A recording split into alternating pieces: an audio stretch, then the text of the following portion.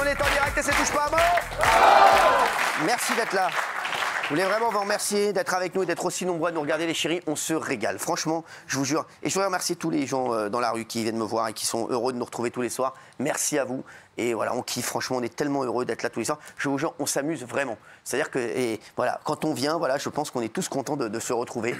Même Géraldine, je suis content de la retrouver aujourd'hui. Même si on va parler de la nouvelle campagne de vaccination contre le Covid qui a commencé, est-ce qu'on en fait trop sur cette campagne de vaccination? Eh oui, une nouvelle campagne de vaccination a démarré en France pour une durée de 2 mois. L'objectif, être prêt face à un potentiel retour en force du virus qui pourrait se propager massivement à l'arrivée des Jeux Olympiques. Ah, voilà. Est-ce qu'on n'en ferait pas un peu trop? Qui compte vraiment se faire refaire vacciner ici? Ah bah alors c'est... Petit extrait. Vous me donnez votre avis juste après. Géraldine Maillet, pas besoin de pancarte, on sait ce que tu vas dire. Pas besoin de prendre ta pancarte. Ok, regardez. Tiens alors.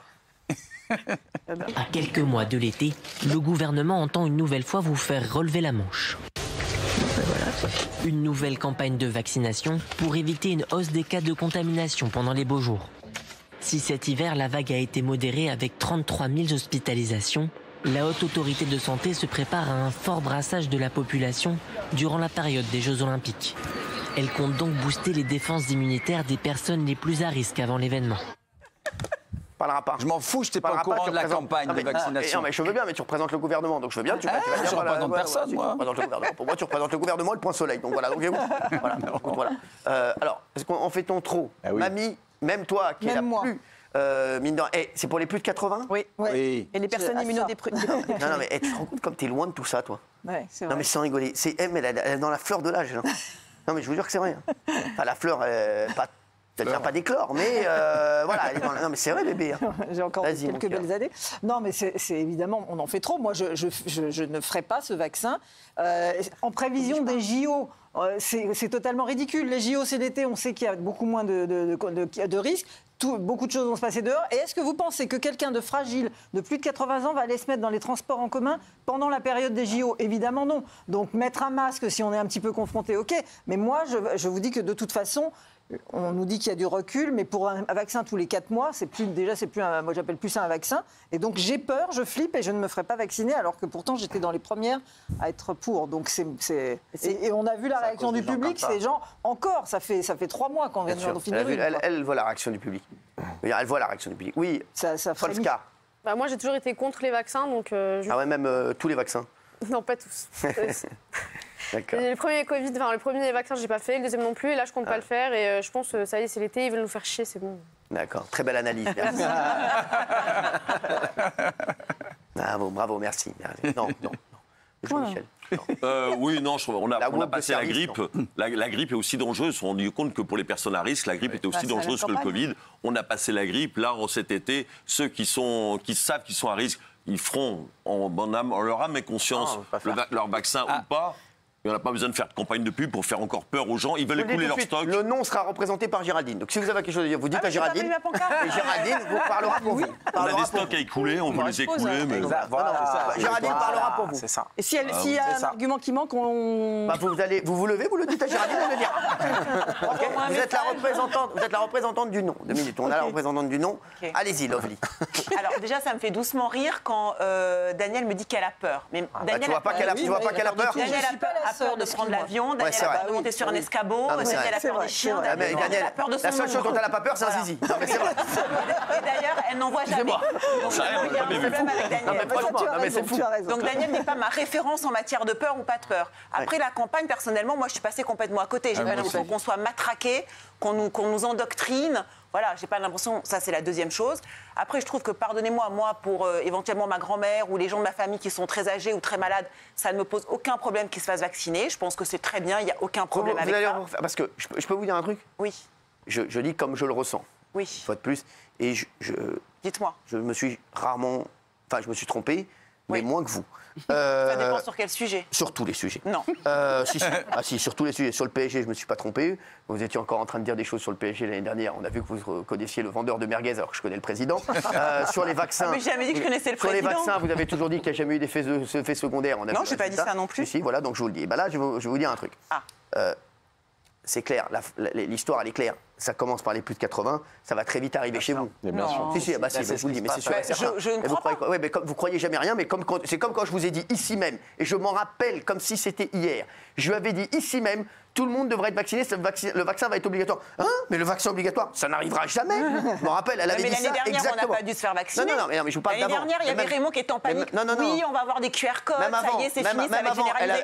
Elle avait dit, en 2023, Madame Pfizer, Madame AstraZeneca avait dit à l'époque, le vaccin ne sera pas obligatoire. Je m'en rappelle très bien. Et vous savez ce que je vais faire? Dites-moi. Je vais vous faire un cadeau. Parce que les archives sont chez moi. Demain, je vais mettre mes équipes dessus, on vous montrera les images. Ça coûte pas cher, on montrera l'éléphant qui pousse son caca et puis...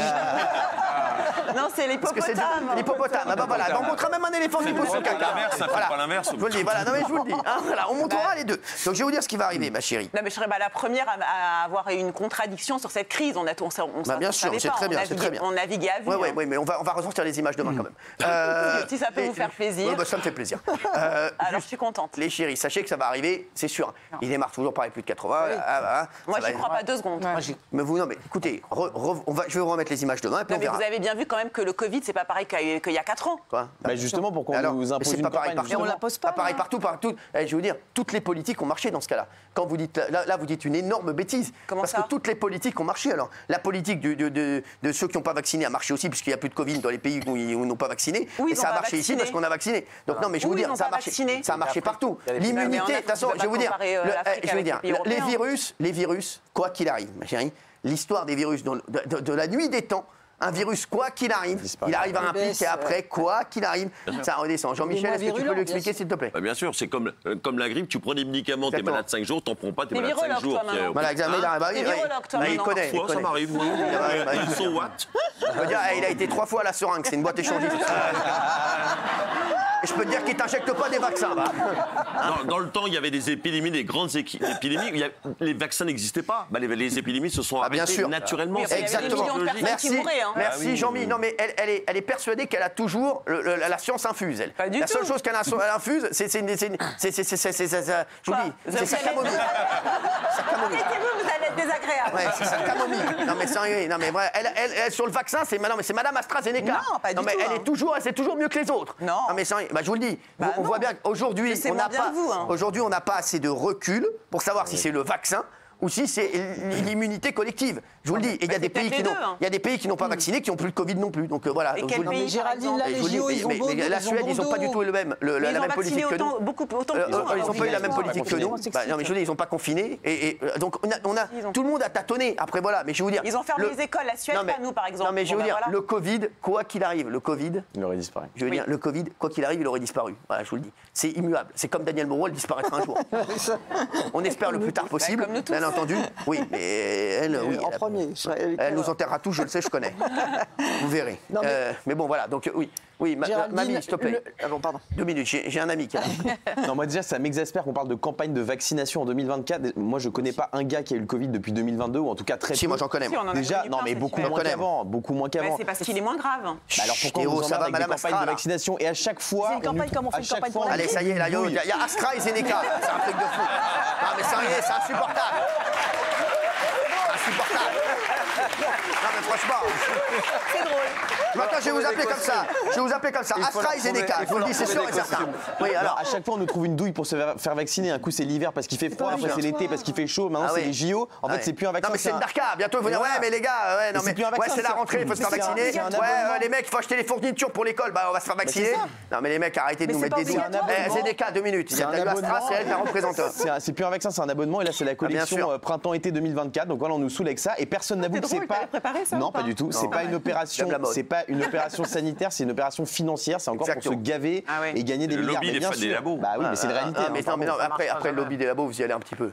Je vous dis, il n'y a pas. Voilà. Mais bon, en tout cas, ce que je peux vous dire, c'est que le vaccin, les gars, ils vont nous dire, vous allez voir, ça va être pour les JO les plus de 80, après ça va être les plus de 60, après ça va être attention les plus de 50, et vous allez voir, ça va descendre comme ça, et bientôt vous allez Franchement, les plus de 60, 65 ans en comorbidité, moi ça me dérange pas qu'ils soient vaccinés. Bien sûr, mais vous allez voir, ça va vous tomber dessus aussi. Vous allez encore vous faire vacciner, ça va vous faire tout. Les gens, ils se vaccineront pas, Cyril. Si vous mettez pas un QR code, et tu vois, je me répète encore, mais je l'ai dit il y a 2 ans. Vous avez mis non. Non, mais moi j'ai mis non parce que ça sert à rien de faire 50 000 campagnes. Si vous dites pas aux gens, on va te prendre ton entrecôte au restaurant, il marchera pas votre vaccin. Regarde, personne à risque, elle veut pas se revacciner. Bien sûr. Si tu lui prends son entrecôte, c'est une personne à risque, mais si tu lui enlèves son entrecôte, elle va y aller à la Spider-Man, elle va mettre dans ses bras comme ça, sans arrêt. Ils vont tous faire. Donc tu peux faire autant de campagnes de vaccination que tu veux. Je suis peut-être un dernier des cons, il n'y a pas de problème, je suis lucide. Si tu mets pas un QR code, personne se vaccinera. Parce qu'ils sont où tous les héros là qui se vaccinaient pour sauver les autres? Il n'y a personne qui se vaccine. Ils sont à côté de toi, il y a AstraZeneca. Mais vous pouvez vous faire vacciner là pour le Covid. Vous pouvez depuis 6 mois, 8 mois. Vous n'êtes pas vacciné? Mais on n'est pas visé par la campagne. Ah, vous n'êtes pas visé maintenant. Ils sont jamais visés. Mais si on t'enlève ton entrecôte, tu vas être visé. T'es déprimé tout court. C'est pour ça que j'ai mis non, moi, parce que tu peux faire le temps de campagne que tu veux. Et quand Jean-Mi dit on a les vaccins, à un moment donné, il va falloir en faire quelque chose. Allez, on va donner la parole. Attendez, on va donner la parole à Eddie Mitchell là. On dirait Eddie Mitchell après le Covid. Après un Covid long. Les classes sociales mangent à tous les avoir avec un enfant. Elle en faisait un peu trop. Vas-y, Eddie. Vous savez me mettre en valeur. Vas-y, Eddie. Moi, je suis moins radical que AstraZeneca, mais néanmoins, quand même, je trouve pas qu'on soit matraqué par une campagne. C'est sur la base du volontariat. C'est toujours comme ça. Bah oui, mais excusez-moi. Alors là où vous avez peut-être raison, c'est que ça vient d'être prolongé au 15 juillet. Bien sûr, j'ai vu la campagne. Vous l'aviez vu? Bien sûr, j'ai vu la campagne, j'ai vu la ville, j'ai tout vu. Mais pour le dédouaner, c'est pour être d'accord. Ah, il y a quelqu'un qui a envoyé un tweet que j'adore. Angèle 20, 33. Angèle 20 Cyril Hanouna, pourquoi il faut toujours que Géraldine cherche à avoir le dernier mot? On n'en peut plus, camisole. J'adore cette personne. Je la follow back. Oui, merci. Je la follow back. Non, mais pour le moment, Cyril, c'est sur la base du volontariat. Alors oui, on dit qu'il y a le rappel gratuit pour les gens qui, 3 mois après une injection précédente, peuvent le faire aussi. Mais je trouve pas qu'on soit envahi par des lobbies, par des labos. Voilà. Ça reste, à mon avis, cohérent. Maintenant, c'est vrai que c'est prolongé au 15. Bah oui, je vous fais chier parce que je suis pas d'accord avec vous. Non, pas du tout. C'est long, c'est long. Bon, j'arrête. Si monsieur Véran était là, notre ancien ministre de la Santé, je le féliciterais pour ce qu'il a fait pour allez voir, il a clinique des champs. S'il fallait mettre le masque. Non, il fait de la chirurgie esthétique si vous avez un truc à faire. Non, parce que j'ai pas envie de faire ça. Daniel, elle veut aller faire un truc. Non, mais sans rigoler. Daniel, elle voulait se faire rajouter des fesses comme Volska. Ah, c'est pas déjà fait? Elle voulait se faire rajouter 2 pastèques dans le fessier. Je vous expliquerai parce que visiblement personne n'a. Merci. Écoutez, non, mais voilà, je vous le dis. Non, mais merci. De toute façon, ils peuvent plus faire de trucs agressifs comme avant. Le confinement, plus personne ne l'accepterait. Les campagnes obligatoires, plus personne ne les accepterait. Et en plus, il y a les effets secondaires dont tout le monde parle. Donc ils n'en peuvent plus. Personne ne suivrait. Et je pense qu'ils doivent rendre des comptes là-dessus. Et là, le seul moyen qu'ils ont de vendre encore quelques vaccins, c'est de faire des campagnes et d'inciter gentiment les gens à les faire. On va demander à Bernard Montiel, tiens, le spécialiste du gouvernement, porte-parole. Non, justement.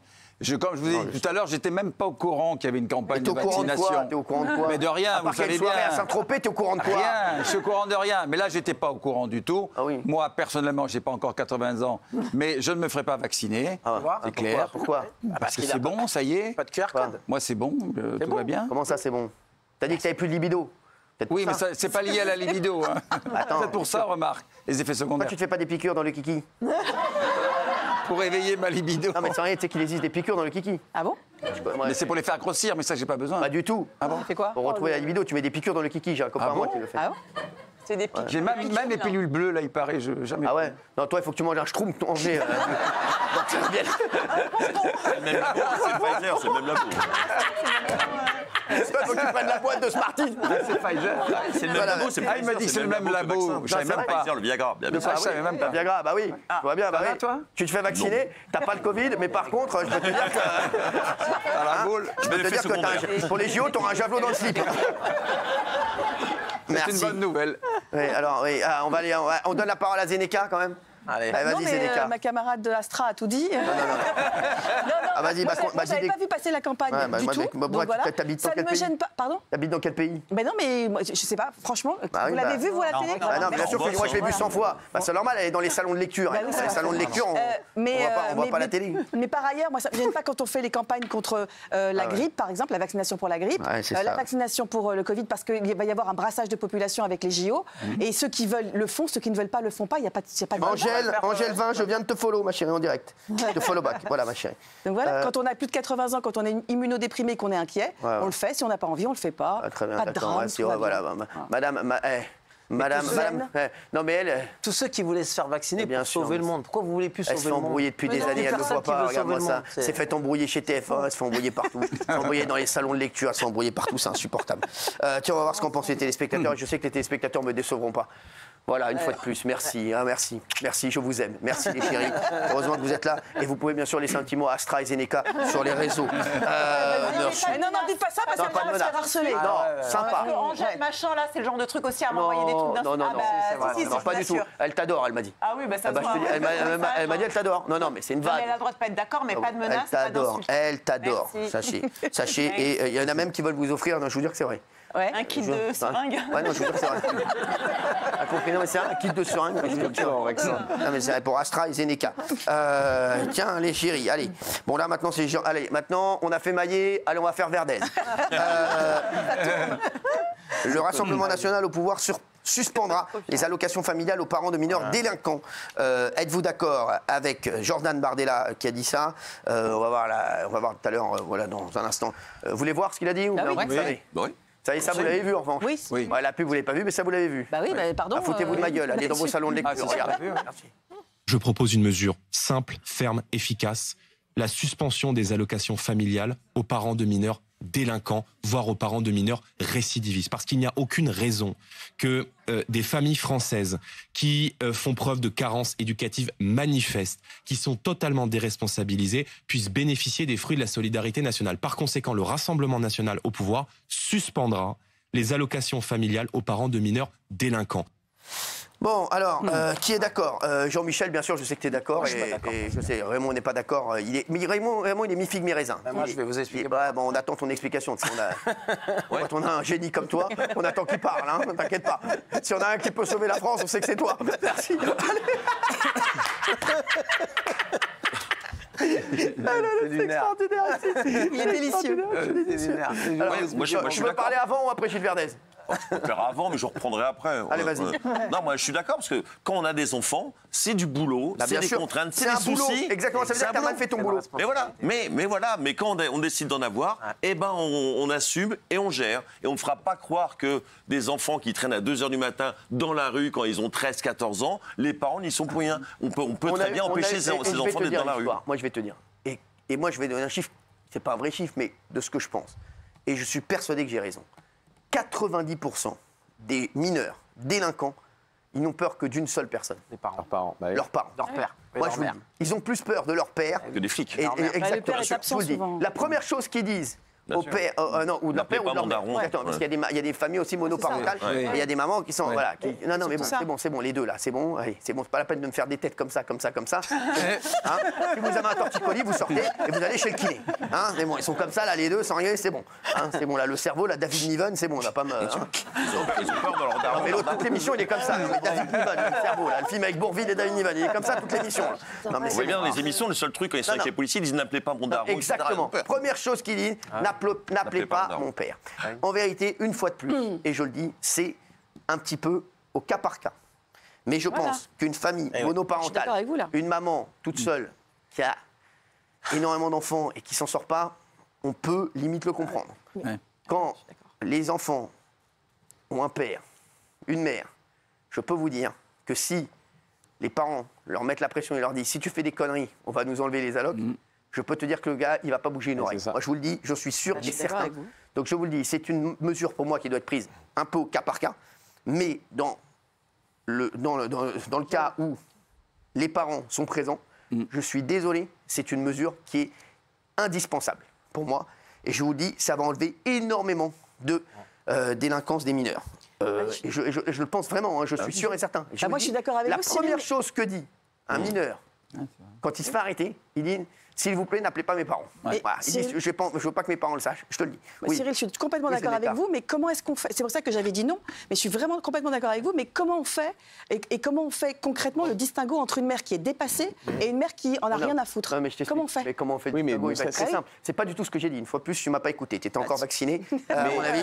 C'est ce que vous venez de dire. Le vaccin t'a rendu sourde. Il y a des familles qui sont dépassées, il y a des familles qui lâchent prise complètement. Non, mais alors, il n'y a pas de famille qui lâche prise. Quand tu as ton père et ta mère, je suis désolé, tu lâches pas prise. Voilà, c'est normal. Tu sais quoi? Avoir des enfants, c'est un boulot. Et moi, si je fais mal mon boulot, je le dirais. Voilà, mais moi, les enfants, ils ont fait une connerie, je dirais que je suis le responsable. Je suis désolé. Mes enfants font une connerie, je suis le responsable. C'est un boulot. Je suis désolé, les gars. Et je dis pas, après, ça dépend s'ils sont séparés ou pas. Il y a des parents séparés qui s'occupent très bien de leurs enfants. Donc je suis désolé, il faut arrêter ça aussi. Voilà, elle a raison. Tu vois, il y a des parents séparés qui s'occupent très très bien de leurs enfants. Aujourd'hui, il y a 50% des couples qui sont séparés. Il n'y a pas 50% de mineurs délinquants. Je suis désolé. Donc il faut arrêter de dire des conneries aussi. Donc à un moment, les excuses aussi, à un moment. Donc, à mon avis. Et c'est ce qui va arriver, c'est que le problème, je dis, c'est au cas par cas, mais à mon avis, ça va être, voilà, il y en a qui vont, malheureusement, des mères dépassées qui vont se retrouver, s'il y a une mesure comme ça, qui vont dire c'est injuste. Mais, je vous le dis, il faut toujours voir dans une mesure, excusez-moi, Gilles Verdez, une fois de plus, tu vas encore dire n'importe quoi. J'ai rien dit encore. Hein. Oui, mais on sait que tu vas dire n'importe quoi. On sait que tu vas dire n'importe quoi. Dans une mesure et dans des décisions.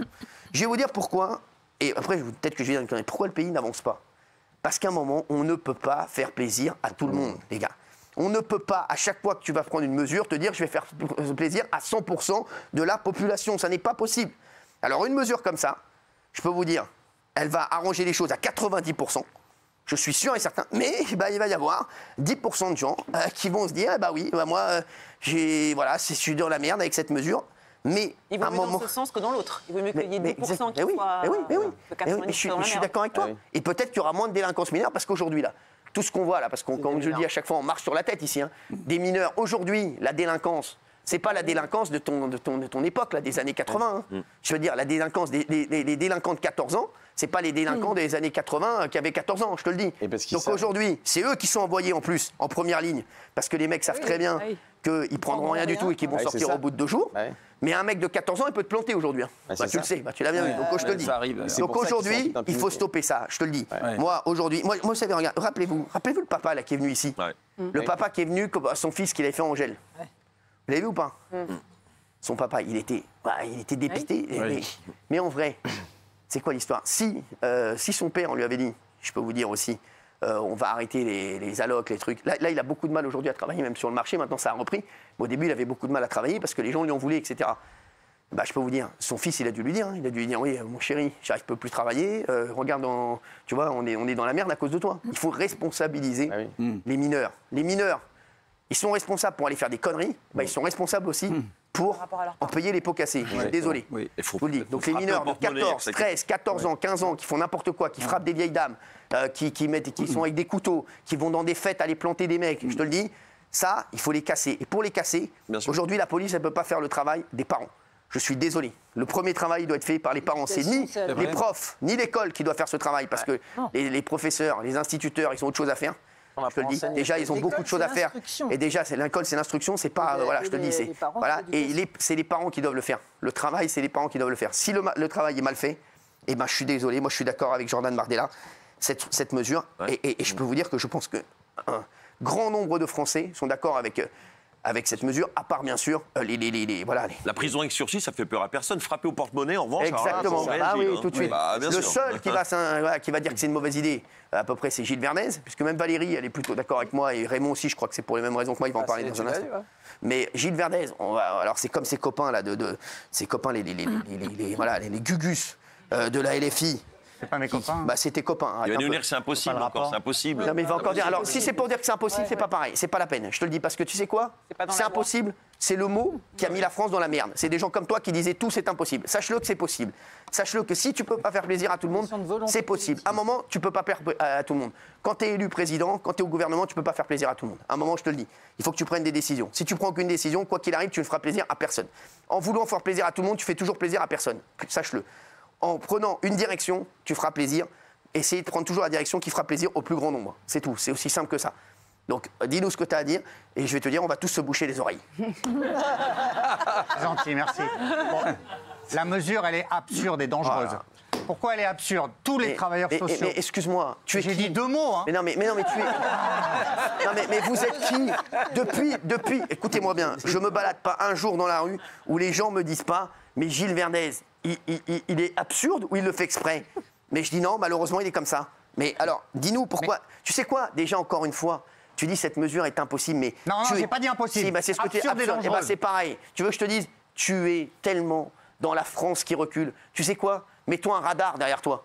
Parce qu'à un moment, quand tu vas prendre le mur, et j'espère qu'on va te prévenir. Je te le dis. Non, mais je te le dis, parce que tu es en train de prendre le mur, et tu es vraiment, encore une fois, je te le dis, tu es vraiment l'image de l'échec de la France. Je te le dis. Voilà. Bah, dis ce que tu as à dire, mais une fois de plus, tu sais quoi? Non, mais je te le dis, tu es. Non, mais c'est vrai, excuse-moi, mais je t'adore. Heureusement, marqué.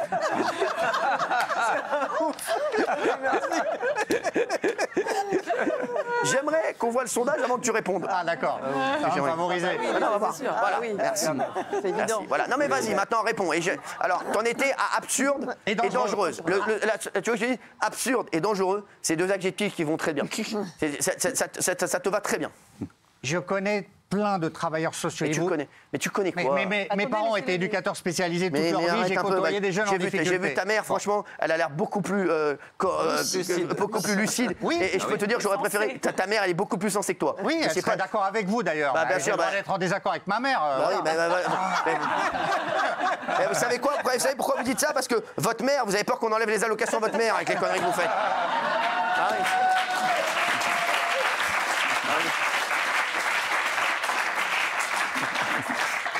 Donc tous les travailleurs sociaux vous disent qu'il faut... Tu vas répondre dans un instant. D'accord? Comme ça, travaille ton truc et arrête de parler de trucs Tout est prêt, hein? Ouais, tout est prêt, mais tu sais quoi? Je vais venir voir à la pub, je vais venir lire. Et il va vous le dire après. À tout de suite, mes chéris. À tout de suite.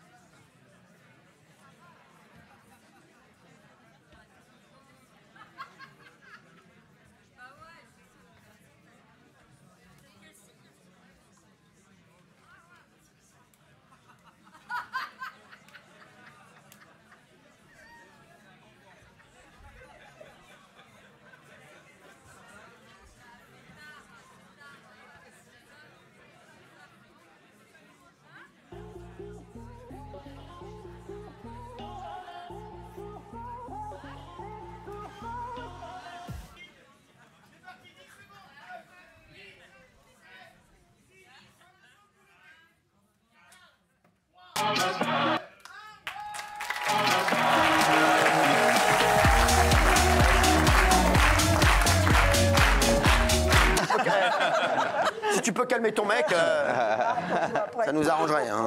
Merci. Les chéris, ce soir, on va vous faire voyager grâce à notre partenaire JFK Burger, le spécialiste du smash burger, c'est-à-dire que vous mangez un burger en même temps vous faites smash à l'américaine avec un jeu concours incroyable. Pour participer, scannez directement le QR code qui s'affiche sur votre écran parce qu'on vous offre du lourd. Non mais vraiment du lourd. 1 mois de repas JFK Burgers directement livrés chez vous pour vous faire plaisir devant TPMP. Ça c'est sûr. Et on ajoute un séjour pour 2 personnes à New York. Le vol plus l'hôtel, la totale pour kiffer. Et on vous fournira des pièges à rats.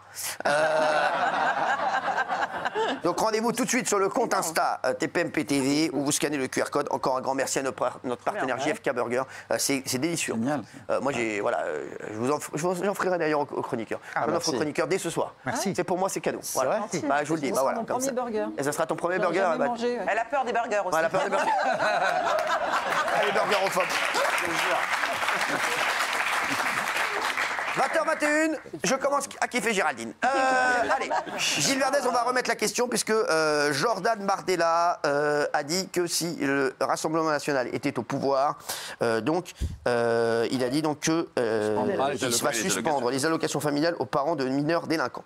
On attendait tous la réponse de Gilles, même Marc l'attendait. Marc qui est venu apparemment accompagner. Bravo. Merci. Merci, ma chérie. Apparemment, Daniel, il est tout seul. Ah, il est venu tout seul. Marc est venu tout seul, il repartira bien sûr accompagné de Daniel. Je vous mets un tuk-tuk à disposition devant le studio. Merci. Oui. Donc Jordan Bardella, il dénonce les familles qui ont fait preuve de carence éducative manifeste. S'il te plaît, réponds à la question et arrête de jouer sur les mots. Allez, dépêche-toi. C'est absurde et dangereux, parce qu'ils dénoncent ça. Et tous les travailleurs sociaux, tout le monde vous dit que ces familles-là sont des familles qui ont besoin d'être aidées. Ce sont des familles en grande difficulté. Arrête de dire des bêtises.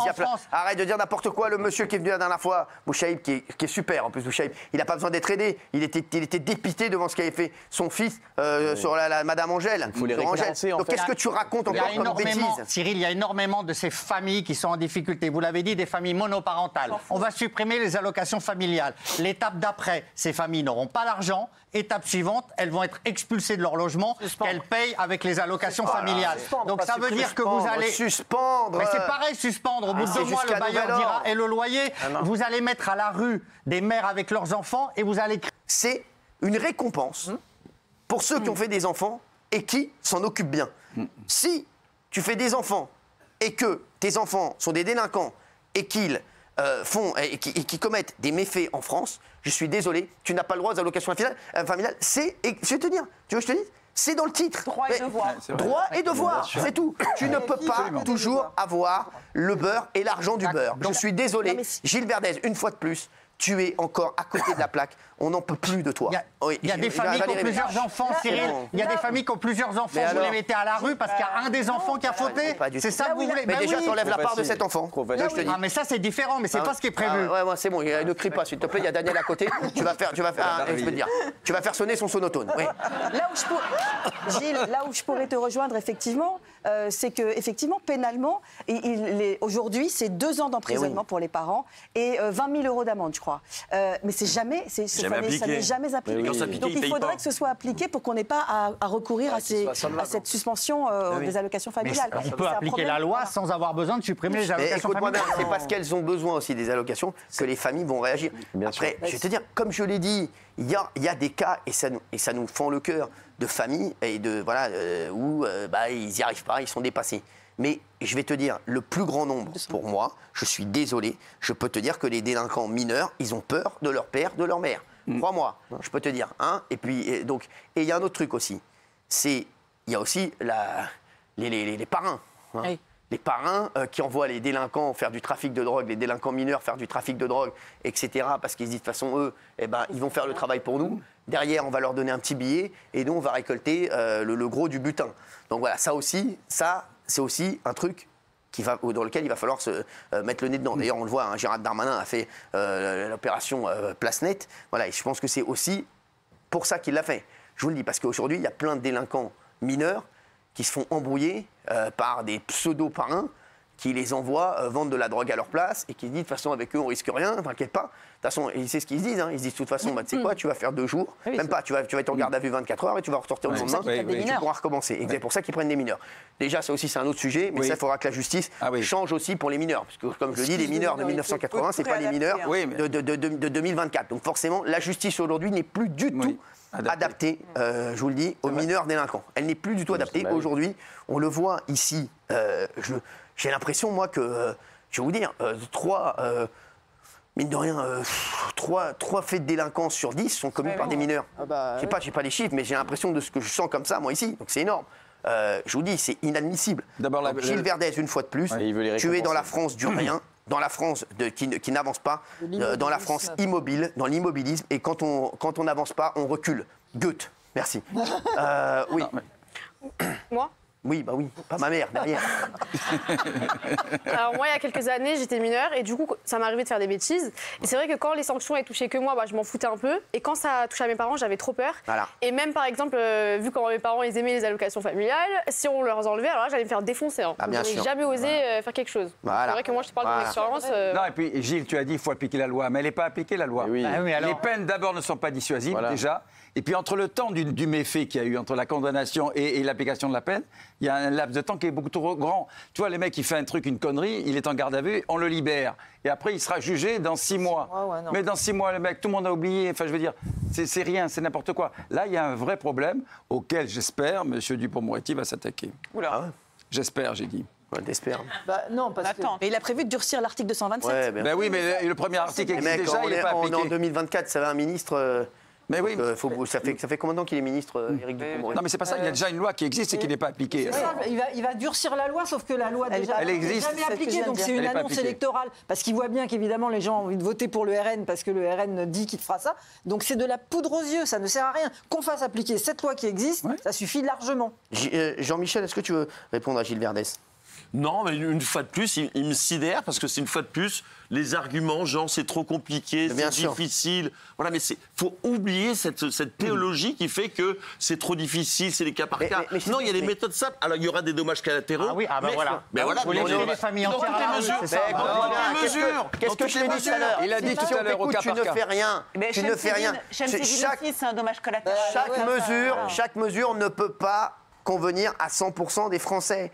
On peut mettre un système en place aussi où les parents qui se sentent dépassés par leurs enfants se signalent d'eux-mêmes aux services sociaux. À ce moment-là, on ne le retire pas. Mais ça n'arrive jamais. Et comment tu peux justifier que des parents laissent leurs enfants dehors à 2h du matin? Parce qu'ils sont débordés, parce qu'ils sont en perte d'autorité. Parce qu'ils s'en foutent. C'est pas la majorité. Crois-moi, ça n'est pas la majorité. Et c'est une insulte pour ceux qui éduquent bien leurs enfants. Et même les mamans seules. Exactement. Il y a plein de mamans seules qui éduquent leurs enfants très bien. Je suis désolé, à la raison, Géraldine. Bien sûr. Parce qu'arrête de dire d'énormes bêtises comme ça. Tu dis encore toujours des bêtises. Tu sais quoi? Tu es en train de faire des minorités. Hein, c'est ça.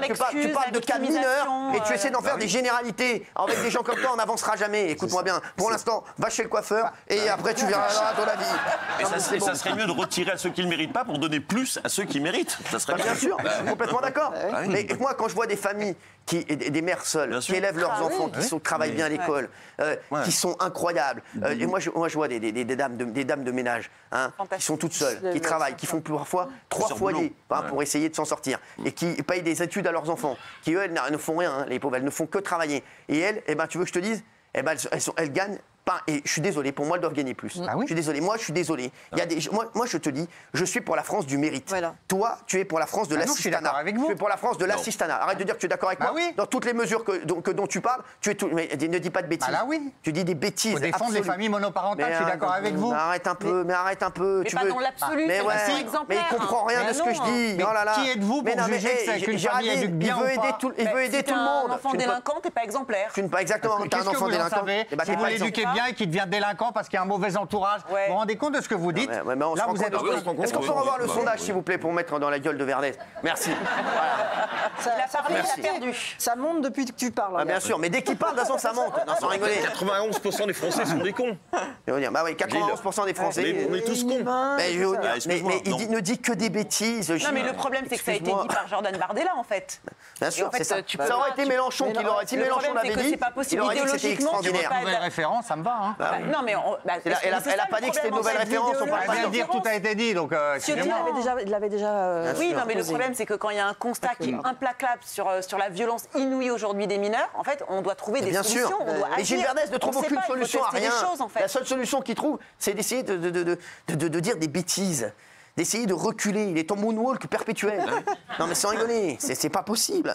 Est-ce que c'est pas le principe même d'une démocratie que de faire des lois qui correspondent à ce que veulent les Français? Exactement. 90%. Bravo. Bah oui. Bravo. Toi, tu veux faire une loi qui correspond à 10% des Français? Mais ça va pas. C'est exactement ça. Mais c'est sa France. Il ne dit que des bêtises. Moi, je vais vous dire, le gars qui en 2027 va être pour la France du mérite, je vous dis, c'est pour moi la clé. Les Français, ils en ont marre d'être pris pour des guignols. Je vous le dis, ils en ont marre. Ils en ont marre de travailler toute la journée, d'être en difficulté, de s'occuper des enfants, de ne plus avoir de loisirs, et de se dire qu'il y a des mecs comme Gilles Verdès, comme ceux que tu défends, qui sont des assistés. Moi? Oui, tu les défends, bien sûr tu les défends. Arrête. Qui sont des assistés que tu défends à longueur de journée et qui s'en sortent mieux que ceux qui travaillent et qui se font chier à avoir plusieurs boulots et qui se font chier pour aider leurs enfants à faire des études, à avoir des cadeaux et à pouvoir vivre une vie correcte. Donc je peux te dire, les gens comme toi, Gilles Verdès, tu sais quoi? Tu es la LFI. Tu es tout ce que dit la LFI, c'est-à-dire qu'ils veulent faire plaisir à tout le monde.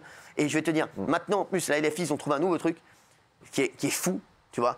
C'est l'antisémitisme électoral. Maintenant, non mais c'est vrai. Maintenant, c'est un nouveau truc aussi maintenant. Ils deviennent antisémites pour être élus. C'est-à-dire que je pense qu'ils savent même pas ce qu'ils disent.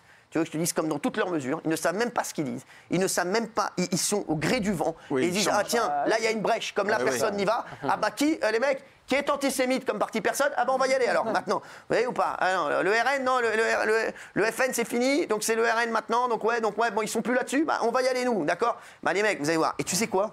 Tu es... Ah non, mais ne me mêlez pas là-dessus. Pas ça, non, ne me mêlez pas à ça, Cyril. Non, je ne te mêle pas ça. L'antisémitisme électoral que j'ai jamais, j'ai toujours défendu. Je sais. Bon, je te parle juste de... Tu essaies de faire plaisir à tout le monde. On ne peut pas faire plaisir à tout le monde. Aujourd'hui, je vais vous dire, la priorité, c'est de faire plaisir et d'aider ceux qui travaillent. Les agriculteurs, les infirmières, les professeurs, les femmes de ménage, les gens qui sont dans l'entretien, qui font je vous dis, les travailleurs indépendants, les entreprises, les petites entreprises qui n'arrivent pas à s'en sortir, les commerçants qui ne s'en sortent pas parce qu'ils ont des charges qui sont impossibles à assumer. Donc voilà, c'est ça, la priorité, c'est ça. C'est pas ce que tu racontes toi, avec des gens qui ne foutent rien, qui ont leurs enfants dehors, hein, et leurs enfants qui commettent des délits. Je te le dis, ces gens-là, pour l'instant, c'est pas la priorité. C'est pas la priorité pour les aider en France. Crois-moi, d'accord? Donc, je veux te dire, tu dis d'énormes bêtises, et une fois de plus, tu représentes la France de l'échec. Excuse-moi. Est-il besoin de rappeler que Mélenchon n'a jamais travaillé de sa vie? Qu'est-ce? Est-il besoin de rappeler que M. Mélenchon n'a jamais travaillé de sa vie? Ah voilà, merci Bernard Montiel, bravo. C'est toi Montiel qui dit ça. Hein. Ouais.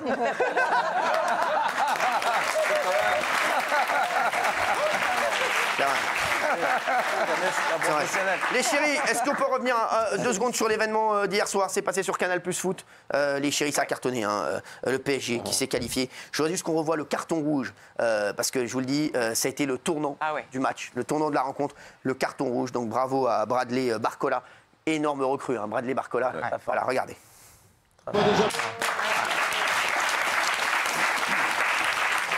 Et pour le kiff, on va revoir le but d'Ousmane Dembélé. Voilà, exceptionnel but. Ousmane Dembélé qui était un des héros de cette rencontre. Il y en a eu 3, 3-4. Voilà, il y a eu Vitinha, Marquinhos.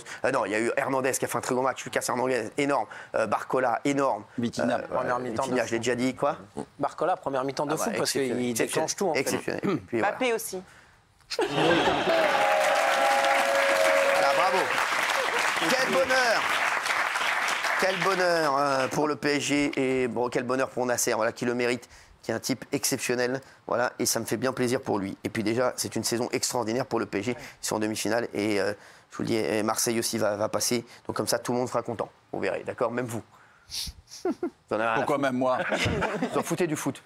Totalement. Bien sûr, je sais. De toute façon, vous ne pensez qu'à votre petite gueule. Le reste, vous n'en avez rien à foutre. Ah, bon, non, mais je vous le dis, c'est votre problème. Les chéris, je voudrais qu'on parle juste d'un petit truc. Est-ce que vous avez vu Julien Courbet qui a piégé Pascal Pro en direct sur Europe 1? Regardez, mon ami, mes amis d'ailleurs, Pascal Pro et Julien Courbet. Monsieur Pro, j'habite pas très loin de chez vous, je suis quartier de la Gare à La Baule. Je voulais juste vous poser une question, monsieur. Quand vous descendez, vous revenez de Paris, etc., c'est parce que vous travaillez à la télé, à la radio, que vous croyez obligé de garer votre belle voiture. Je plaisante pas, un peu n'importe comment. Moi, je gare ma voiture n'importe comment. Oui, monsieur Pascal. Alors là, vous êtes gonflé parce que je suis en vélo tout le temps à La Baule. Vous n'arrivez pas de Paris à vélo. Faut pas non plus prendre des cours. La voiture, vous la garez bien. Mais je la gare, je la mets à l'hôtel et après, elle bouge plus. J'en ai parlé à la mairie, vous dites oui, mais c'est Pascal Pro. Alors non, mais là, c'est une blague. Ça, je pense qu'il y a quelqu'un qui appelle. Monsieur, déjà, je vais me présenter, monsieur. Qui est Jean-Pierre? C'est Julien Courbet, monsieur. Oh, Julien Courbet. Julien Courbet, j'avais pas reconnu votre voix. Mais vous êtes excellent. Merci. C'était sympa, ça. Hein, c'était sympa. Les chéris, vous avez vu cet homme placé en détention après avoir agressé une personne qui vandalisait des voitures. Comprenez-vous cette décision? On va en parler dans un instant. C'est incroyable, ça. Hein. Gilles Verdez va certainement comprendre cette décision une fois de plus. C'est son émission aujourd'hui. Hein, voilà. Quand on est dans la spirale de la victoire, on le laisse. Non, mais ça, c'est incroyable. Un homme placé en détention après avoir agressé une personne qui vandalisait des voitures. Ouais, mais il l'a massacré. Vous êtes d'accord? Oui, mais je vais vous expliquer pourquoi. Oui, je sais. Merci, à tout de suite.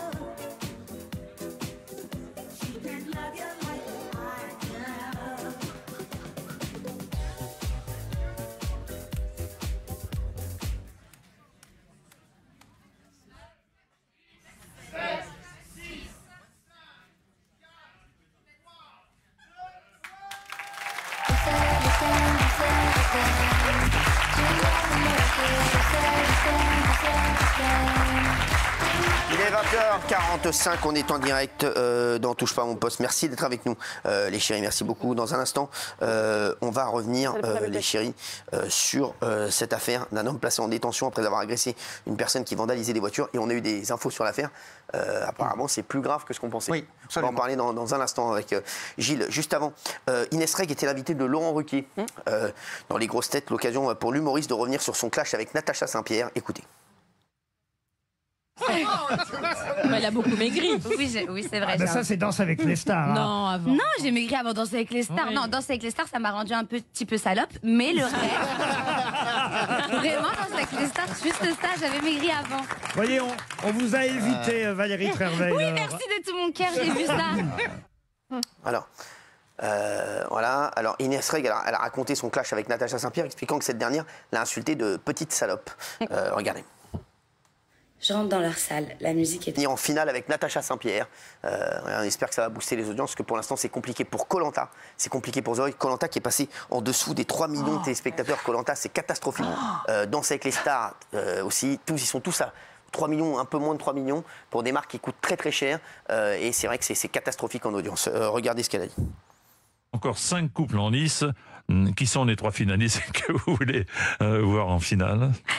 Alors, il y a Inès Reg. Moi, je suis assez d'accord. Ah ouais, vous êtes d'accord? Je suis d'accord. Ok, alors Inès Reg, Keyona. Bien sûr, Keyona à la folie. Et je sais pas, c'est horrible, je dois choisir. En fait, tout le monde. Là, il y a Natacha Saint-Pierre, il y a Armando Duc, il y a Nino Capone. Et bah, franchement, pour que ça fasse les grands titres, Natacha Saint-Pierre. C'est chic, c'est parti. Voilà, bon, est-ce que vous pensez que c'est une promo spontanée ou en service commandé?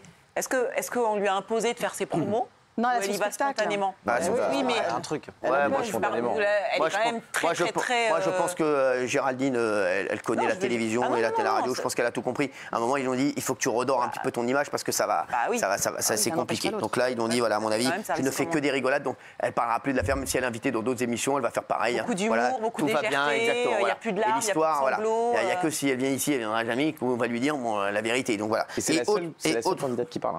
Oui. Et autre chose, Anthony Colette, finalement, il sera là, apparemment. C'est incroyable parce que je pense que c'est grâce à nous, Bernard Montiel. Je te jure que c'est vrai. On a encore sauvé quelqu'un. Je suis tellement content d'avoir sauvé Anthony Colette. Il tombe dans tous nos pièges.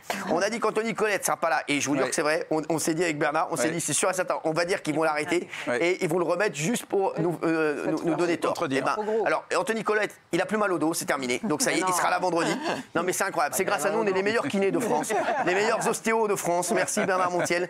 Gilles, c'est un truc de fou. Il sera peut-être même là la saison prochaine grâce à vous. Exactement. Vous avez dit qu'il serait pas là à coup sûr. J'avais dit hier, ils vont entre guillemets le victimiser et du coup, il sera peut-être là. Alors il avait un lumbago dans le 3e prime au cours de portée, il s'était fait mal au dos. Là, ça va mieux, il s'entraîne de nouveau. Voilà, il faut sauver le soldat Colette et il faut sauver Natacha Saint-Pierre aussi parce qu'ils savent très bien que ça va être difficile de les éliminer. Leur rêve, c'est que Natacha Saint-Pierre sorte au prochain prime, mais c'est pas facile, ça va pas être facile de l'éliminer, Cyril. Ils vont avoir du mal. Mais ils veulent vraiment qu'elle sorte. Ah ouais. Ils veulent qu'elle sorte pour que ça s'arrête maintenant. Ils veulent Inès Reg. Moi, je l'adore. Ils voudraient Inès Reg et Keyona en finale. Ah ouais. Ce serait leur finale idéale. Écoutez, bon alors, vous venez de dire ça. Vous êtes sûr et certain que ce ne sera pas la finale. Mais comme moi, je viens de dire ça, ça va être la finale. Donc là, ils se disent, attends, comment on fait? Parce que là, voilà, donc là, ils sont en galère. Uniquement pour les audiences, ça doit être Natacha et Inès. Je vais vous dire, les audiences, les audiences, elles sont mortes. Je te le dis, c'est terminé. De toute façon, là, la saison, une saison, c'est pas sur une émission.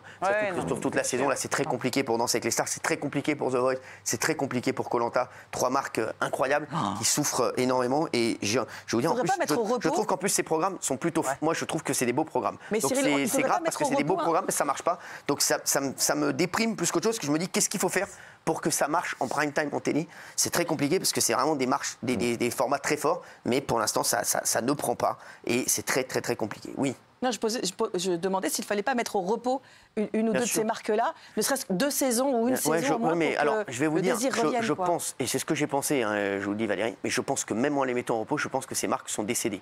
Carrément. Je pense que c'est fini. Ça y est, à un moment, c'est fini. Je le dis, il y a plus. Moi, Koh-Lanta, c'était une de mes émissions préférées, je n'en ai pas vu une. Ouais. The Voice, j'adorais The Voice aussi, j'adorais le principe et tout, ça faisait 10 millions de téléspectateurs, The Voice. Ça en fait moins de 3 millions. Et Danse avec les stars, alors je l'ai toujours dit, voilà, la danse, c'est pas mon truc, on m'avait vu 2-3 fois, donc voilà. Non, je regarde pas parce que voilà, le casting est un peu éclaté, voilà, mais c'est tout. Mais sinon, je regarde pas Danser avec les stars, mais c'est quand même une belle émission, on verra ce qu'on voudra. Et ben, c'est catastrophique en audience, les 3, et c'est vrai que ça fout les boules pour le divertissement à la télé, et c'est compliqué, c'est très dur, et c'est vrai que c'est pas une bonne nouvelle. Les chéris. Un homme placé en détention après avoir agressé une personne qui vandalisait des voitures. Alors, comprenez-vous cette décision? On va vous expliquer l'histoire avant que vous preniez votre décision. Parce que vous savez, moi, je ne connaissais pas bien l'histoire. Là, je me suis plongé dans l'histoire et c'est vrai que c'est quand même compliqué. C'est plus compliqué que ce qu'on ne croit. Gilles Verdez, vous allez nous raconter l'histoire à 20h53. Il y a Michel Marie également qui nous a rejoint. Allez-y. Ça se passe vendredi dernier dans un petit village d'Ardèche de 600 habitants. Vers 22h, il y a un homme qui dégrade un ou plusieurs véhicules. On ne sait pas encore exactement combien. Il dégrade des véhicules et un voisin qui habite à côté sort. Ce monsieur de 50 ans et quelques pense que sa voiture est dégradée. Il se précipite vers l'homme qui est en train de dégrader les voitures. Il a un bâton dans la main. Il frappe violemment cet homme. Il le frappe tellement violemment que quand les secours arrivent, son pronostic vital est très vite engagé et il est évacué vers un hôpital lyonnais en hélicoptère. Voilà. Aujourd'hui, ce qu'on a appris, c'est que cet homme qui a été frappé avec un bâton, il est mort des suites de ses blessures. Voilà. Et il faut savoir... il faut juste dire que le riverain, il a été... Le mec qui l'a frappé, donc il a été testé positif à l'alcool et aux stupéfiants. Voilà. Il a d'abord été mis en examen pour violence aggravée. Et là, évidemment, le procureur de la République a dit que les faits allaient être requalifiés. Il est en détention provisoire. Donc voilà, là, c'est le cas typique où la personne qui s'est sentie agressée a surréagi, bien entendu. Voilà. C'est pour ça que l'affaire est beaucoup plus complexe. L'affaire est plus complexe que ce qu'on pensait. Et le fait que le trentenaire qui dégradait les voitures est décédé change l'affaire du tout au tout. Lui donne aussi une dimension tragique, bien évidemment. Ah bah là pour moi, il doit faire de la détention. Là. Absolument. Oui. On est d'accord. Hein. On est d'accord, Michel. Ah oui, tout à fait. Mais de toute façon, la justice n'aime pas qu'on fasse justice soi-même. Hein. Donc c'est un peu ça le problème. Alors, en plus de ça, là, il n'est pas allé de main morte, si je puis me permettre l'expression. Ah oui. Il a tapé comme un sourd avec son bâton, il était bourré, sous stupe.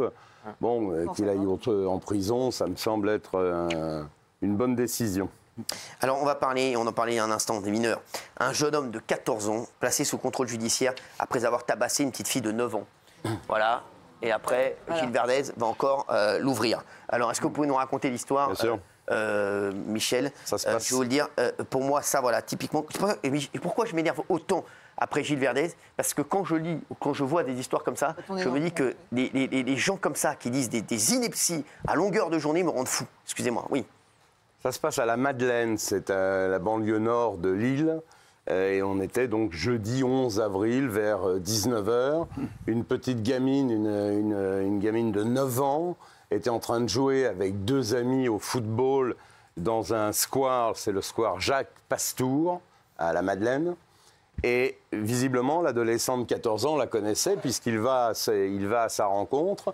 Une dispute éclate et d'un seul coup, il lui envoie un grand coup de poing au visage. Ensuite, il lui fait une balayette, elle tombe par terre et il la roue de coups jusqu'à ce qu'elle soit inconsciente. Je rappelle qu'elle a 9 ans, elle est dans un état grave, elle a été placée, transportée à l'hôpital de toute urgence et l'agresseur est un adolescent de 14 ans. Bien sûr. Et c'est pas la seule histoire, on va le voir tout à l'heure. Donc c'est quand elle a perdu connaissance. Ça me rend fou. Et quand elle est partie à l'hôpital, son pronostic vital était engagé. Et je vous rappelle, elle avait 9 ans. Ouais. Et alors donc, il a été placé en garde à vue. Et à l'issue de cette garde à vue... Il s'est rendu avec sa mère au commissariat. Ouais. Alors oui, il s'est rendu effectivement au commissariat le lendemain, se constituer prisonnier, ce qui est plutôt une bonne nouvelle, entre guillemets. C'est la seule bonne nouvelle dans cette histoire, d'ailleurs. Et il a été placé en garde à vue dans la foulée, mis en examen par... il sera en tout cas jugé le 11 juin. Et en attendant, il a un contrôle judiciaire avec interdiction évidemment de rencontrer la victime. Déjà, la victime, elle est à l'hôpital. Mais ils sont voisins ou avec la famille. et de se retrouver dans ce fameux square Jacques Pastour, puisqu'il habite visiblement juste... Il risque quoi, lui? Parce que c'est ça qu'on a envie de savoir. Alors, il est mineur. Ah oui, bah voilà, il est mineur. Bah voilà. Non, mais il a 14 ans. Oui, bah alors, il a 14 ans. Non, mais d'accord. Il a 14 ans, c'est un abruti. La question que vous me posez, c'est... Moi, je pense aux parents de la jeune fille de 9 ans. Excusez-moi, je dis la vérité. Voilà, vous je fais ça. Maintenant, vous avez raison, je suis d'accord avec vous. Bah oui, mais j'ai raison, mais arrêtez de me dire j'ai raison. Bah non, je veux dire... Si vous prenez aucune mesure, j'aurai toujours raison, il ne se passera jamais rien. Ah si, donc voilà. Non, moi, vous me posez la question, je vous réponds. Il est mineur, donc il a forcément l'excuse de minorité. Les juges ont du mal à mettre les mineurs de 14 ans en prison. Donc, c'est des centres, des maisons fermées. Et là, pourquoi? Voilà, ça existe. Mais bon, il n'y en a pas assez, ils sont pleins. En fait, on est complètement dépassé, on est complètement débordé par les violences commises par des mineurs. Il est là le problème de la société. C'est ça. C'est que donc, si on responsabilise pas plus les parents, comme on l'a dit, déjà, voilà. Le lien, il est là. Comment tu élèves un enfant de 14 ans? Comment tu l'élèves pour qu'il tabasse un enfant de 9 ans? Tu l'as élevé comment? Oui, mais Gilles Verdez veut rien faire. Comment tu as élevé ton enfant pour que t'envoies à l'hôpital? Probablement, mais il y en a aussi dans le lot qui ont été bien élevés, mais qui sont entraînés par d'autres. Mais ce qui est terrible, si vous voulez, c'est vraiment cette montée en puissance de la violence de très jeunes mineurs. Ils ont peur de et là, ils ont peur de rien et ils sont quasiment intouchables. Alors, il y a une autre affaire. Vous allez voir, c'est incroyable. On va d'abord revenir sur ce policier blessé après avoir été percuté par un adolescent lors d'un refus d'obtempérer. Alors là, c'est lundi. Mineur, âgé de 17 ans. J'ai l'impression de répéter toujours un peu la même chose en changeant les dates, les noms et accessoirement les lieux. Mais bon, là, c'était lundi à Schiltigheim.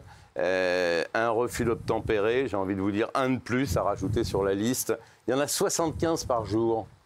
75 refus d'obtempérer par jour sur le territoire français.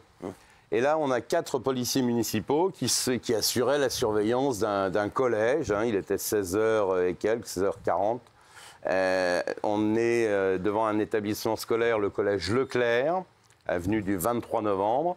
Et donc, ces 4 policiers municipaux assurent la surveillance des enfants à la sortie de l'école. Et à ce moment-là, surgit un fou furieux avec une moto non homologuée, 450 cm3 quand même. Donc, c'est un truc extrêmement puissant. Il faisait l'idiot avec, roue arrière, slalom, rodéo. Quel guignol. Donc il y a un premier policier qui tente de l'interpeller, enfin de l'arrêter, il l'évite et il passe en force. Et puis il y en a un deuxième, alors par courage ou par inconscience, j'en sais rien, c'est pas à moi de juger, qui se met en travers de la route, persuadé que le motard s'arrêterait. Et en fait, il ne s'arrête pas. Alors, il expliquera plus tard, parce qu'il a été interpellé, qu'il a perdu le contrôle de son véhicule. Enfin, en tout cas, il n'a ni freiné, ni tenté de l'éviter. Et on voit d'ailleurs les images. C'est terrifiant. Exactement. Et ce policier a un courage incroyable, c'est qu'il se lance à la poursuite. Et on saura après qu'il est blessé assez gravement, puisqu'il a des entorses aux genoux, aux coudes. Et il se lance à la poursuite de ce rodéoman. Voilà, il a été interpellé, lui. Alors, il a été interpellé, oui, parce qu'il y avait d'autres policiers dans le coin, donc il n'a pas été loin. Mais la chance avec la dame avec la poussière. Bien sûr. Non, mais la bécane, elle va sur la poussière. Non, voilà, lui aussi. Lui, j'aimerais bien savoir ce qui va devenir de lui aussi. Lui, vous allez voir, lui, dans 2 jours, il sera dehors, comme d'habitude. On le sait, voilà. Donc c'est comme d'habitude. On le sait, on marche sur la tête. Alors, il y a une loi anti-rodéo qui a été. Il y a beaucoup de lois, mais elles ne sont pas appliquées. Qui a été renforcée. Elle a été renforcée en novembre 2022, qui permet maintenant la confiscation des véhicules, même quand ils n'ont pas été utilisés pour l'infraction. Et y compris un véhicule de location. Et ces véhicules sont détruits. Donc on essaye de renforcer aussi les peines encourues. La seule chose que les Anglais font et que la France refuse de faire, ça n'a pas été voté, c'est d'aller à la tamponnette, c'est-à-dire pour faire tomber un scooter avec un coup de pare-choc. C'est assez efficace. Course-poursuite, un petit coup de pare-choc, boum, le mec est par terre. Lors de la fuite. Lors de la fuite, bien sûr. On a compris. Mais ça, en France, on ne veut pas.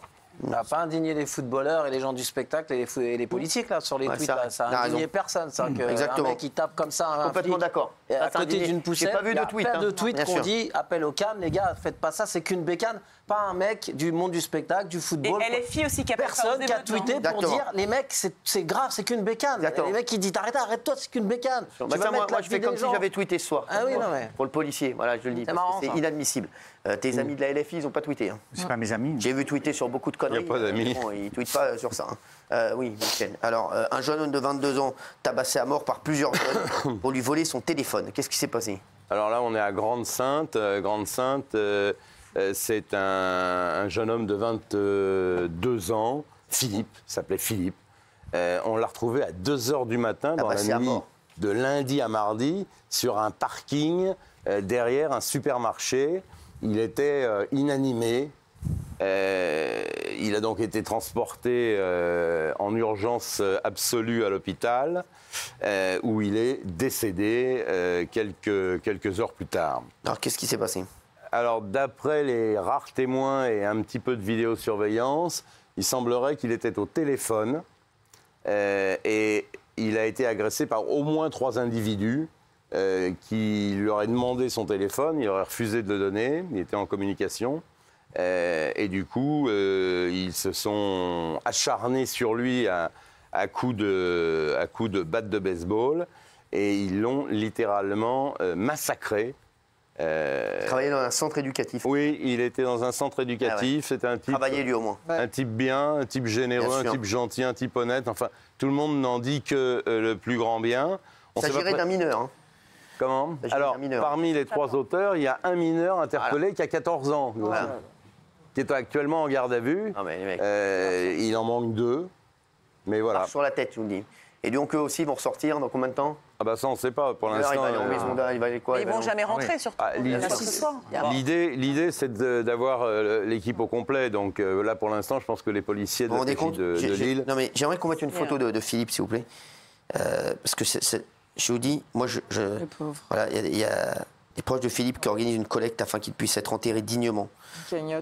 Voilà, donc je vous le dis. Non mais je vous dis, moi quand je vois là, ça nous en fout. On n'en peut plus des cagnottes, des marches blanches et tout ça. Oui, c'est terrible parce que en fait, il a été retrouvé loin sans doute de là où il a été frappé la première fois. Donc ils l'ont sans doute traîné pour le taper encore et l'achever. Et ce serait peut-être possiblement un guet-apens. Il y a eu plusieurs agressions à... Non, pas celle-là. Pas celle-là, ça n'a rien à voir. C'est 48 heures plus tôt. Dans la nuit de samedi et dimanche, il y a un homme de 39 ans. Non, Philippe, ça n'a rien à voir. Non, il y a un homme de 39 ans qui a été victime d'une attaque similaire à Grande-Synthe dans le Nord. Il avait pris rendez-vous sur le site de rencontre Coco. Ouais. C'est ça. Ouais. Coco, il s'agit d'une plateforme d'échange connue pour ses nombreuses dérives, échanges de contenu pédopornographique. Et il s'est fait piéger. En fait, il est tombé dans un guet-apens. Il pensait aller à un rendez-vous. Il s'est retrouvé avec une bande d'hommes armés de battes de baseball. Et de haches. Exactement. Voilà. Il a eu du pot parce qu'apparemment, il sait se battre. Et il a réussi à se défendre sans être blessé. Et à se réfugier dans un commerce de proximité, appeler la police qui est arrivée très rapidement et qui l'a sauvé. Ça, c'est une autre affaire, oui, Gilles. Oui, non, mais le maire qui appelle au calme avec une grande dignité explique en ce moment il y a une bande qui sévit à Grande-Synthe et la police ne fait pas le lien. On ne fait pas le lien. Mais est en train de voir s'il n'y aurait pas un lien avec ces agressions répétées. Voilà. Bon, enfin là, en tout cas, dans ces 2 affaires-là, il n'y a pas de lien. Philippe, lui, n'était pas parti pour un rendez-vous galant. En revanche, le second, oui. Donc, je pense vraiment que c'est 2 affaires totalement différentes. C'est fou cette affaire. Et donc là, les 3 qui ont été arrêtés, c'est quoi les profils? Alors, ceux-là, ils ont pas été arrêtés. Non, les 3. Mais non, je vous parle des 3 sur Philippe. Ils n'ont pas été arrêtés, les 3. Il y en a qu'un. Pour le moment, non arrêté. Il y en a qu'un, c'est le mineur de 14 ans dont je vous parlais tout à l'heure. D'accord, c'est le seul qui a été arrêté. 2 autres en fuite. C'est pour ça que cette garde à vue a été prolongée, parce qu'apparemment, ils cherchent à identifier les 2 autres et à les interpeller et voir qui a fait quoi. Parce que ils vont le savoir très vite. Je pense. Là, s'ils en ont déjà interpellé un, ça va... Sauf s'ils se réfugient derrière le droit au silence, puisque c'était aussi une possibilité. Ah oui? Ah bah oui, s'il a un avocat, l'avocat peut lui dire de ne pas s'exprimer devant les services de police. C'est la loi. Ils ont tué un mec, mais ils ont le droit de ne pas s'exprimer devant les services. Non mais c'est la loi. On a le droit de se taire et de mentir. Les 2 sont autorisés, c'est fou. Non mais ça, on a le droit de se taire et de mentir. Non mais c'est incroyable. Ici, on a l'impression que dans ce pays, tout est fait pour les délinquants. Non mais c'est une rigolade. Tout est fait pour les délinquants. C'est-à-dire que les délinquants, ils sont toujours plus protégés que les autres. Parce que Philippe, aujourd'hui, il n'est plus là, je suis désolé. Les mecs, pour un téléphone portable. Tu vois. Et donc, là, un des mecs qui a été arrêté, moi, cette phrase, elle est folle, Michel Marie. Non, mais elle est folle, la phrase de Michel Marie. Il a le droit au silence. Écoutez-moi bien, mais moi, un mec qui a fait ça, il a le droit à rien du tout. Voilà. Mais je vous le dis non, mais pas. Je sais, c'est pas de votre faute. Moi, Gilles Verdez, tiens, tu comprends ce truc-là, qu'il a le droit au silence voilà. Non, parce que j'avais même été surpris qu'on ait le droit de mentir, je ne le savais pas lors de l'instruction. Droit au silence, tu le savais. Droit au silence, oui, je comprends, on a le droit de ne pas parler. Si votre avocat vous conseille et vous dit. Votre avocat vous conseille. T'as tué un mec, il y a ton avocat qui te conseille. Tu refuses de parler. Ce qui est terrible, ce qui est terrible, c'est que. Si on marche sur la tête dans ce pays. Ce qui est terrible, c'est que pendant une garde à vue, l'avocat n'a pas accès au dossier. Il a accès à son client quelques minutes avant de l'assister devant l'officier de police judiciaire. Et généralement, les avocats, les pénalistes... Ils viennent d'en interpeller un deuxième, là, à l'instant. Parce qu'on est en direct. Un deuxième de 15 ans. Voilà. Eh ben, tout va bien. Philippe le deuxième, donc le troisième va suivre très vite, à mon avis. Voilà. Donc deuxième de 15 ans, lui aussi, il aura le droit au silence, apparemment. Pour moi, il a le droit qu'il y ait une seule chose, c'est rien, c'est dans une cellule, entre quatre murs, et de ne rien faire pendant le restant de ses jours. Non, mais c'est vrai que la loi a évoqué le fait qu'on devrait supprimer la fameuse excuse de minorité par rapport à ce que vous disiez sur le fait que des mineurs de plus en plus jeunes, de plus en plus violents frappent. C'est fini ça. Voilà, c'est plus le même monde, il faut la descendre. Non, mais elle existe. Il faut la descendre à 13 ans. Oui, c'est ça. Elle existe à 13 ans. Voilà. Merci. On va parler juste d'Émile, puisque pour la première fois, Marie, la maman d'Émile, réagit pour la première fois depuis la découverte des ossements. Qu'est-ce qu'elle a dit? C'était il y a 3 semaines, on a retrouvé les ossements de ce malheureux gamin. Et sa mère, pour la 2e fois, en réalité, s'exprime sur sa page Facebook qui s'intitule « Prions pour Émile », où elle remercie les très nombreuses personnes qui ont participé à une cagnotte pour aider la famille à payer les obsèques de ce gamin. Et elle avait déjà pris la parole sur Facebook, sur cette même page, en juillet 2023. Elle a mis, donc c'est il y a à peu près quelques heures, prions pour Émile. Un immense merci pour les très nombreuses participations à la cagnotte. Nous en avons reçu une première partie. Nous essayons de lire tous vos messages, et que ce soit les commentaires, les MP et les lettres, et sommes toujours très touchés par votre compassion. Oui, Gilles. Oui, alors, pour le moment, ce message est très touchant. Pour le moment, l'enquête sur le terrain est terminée, Cyril, mais les ossements d'Émile, les vêtements sont analysés au laboratoire de l'IRCGN. Voilà. Et en ce moment, la piste accidentelle commence à prendre le pas sur les autres, mais tout le monde se demande comment Émile aurait pu arriver là. Et il y a une nouvelle hypothèse qui surgit en ce moment, c'est peut-être qu'il aurait pu être, que son corps aurait pu être transporté, ou même qu'il aurait pu être pris vivant par un animal qui pourrait être un loup. C'est le maire du Auvernais qui a émis cette hypothèse, parce qu'il y a des loups là-bas, notamment en été, et un loup aurait pu transporter le corps ensuite d'Émile. Voire même, c'est une hypothèse, c'est horrible, l'attaquer peut-être à la fontaine ou à au fameux lavoir, et ensuite le prendre et l'emmener quelque part. C'est une piste parmi d'autres, mais ils sont en train d'analyser précisément les ossements. Vous savez qu'il y avait eu des traces de morsures sur le crâne qu'on avait retrouvées. Voilà. Ces traces de morsures sont analysées.